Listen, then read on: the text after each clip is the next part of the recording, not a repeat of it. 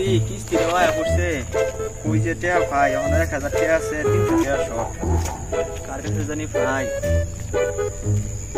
মগা মেম্বার থেকে 500 টাকা আনছিলাম 500 টাকা তো মগা মেম্বার দিয়েছেন হ্যালো স্যার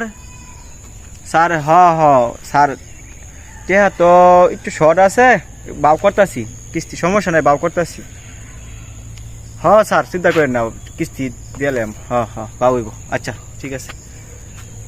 কি যে করি এখন 300 টাকা কই পাই এই যে মনে হয়েছে মগা মেম্বার তো 500 টাকা আনছিলাম 6 মাস আগে মগা মেম্বার তো কিছু মনে থাকে না যাই মগা মেম্বারের কাছে যাই 300 টাকা বাইল বিলটা লুয়ে গিয়া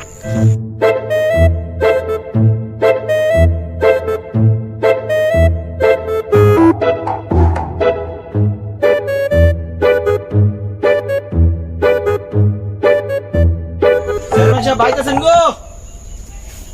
ও সার্ভেন্ট সাহেব বাইতাছেন বাইরে তো বাইক নাই পুরান বাইক যাই দি সার্ভেন্ট সাহেব বলে সার্ভেন্ট সাহেব দাদার বাইক আছে সার্ভেন্ট সাহেব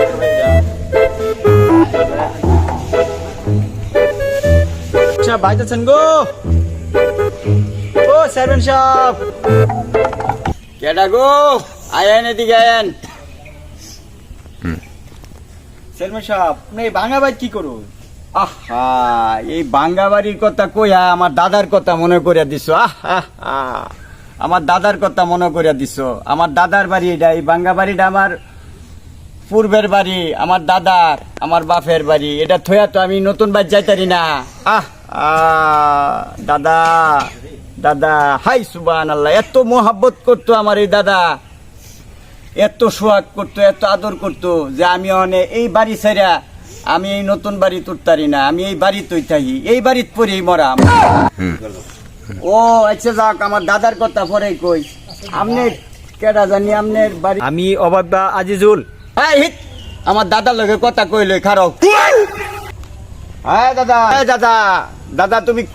দাদা তুমি কই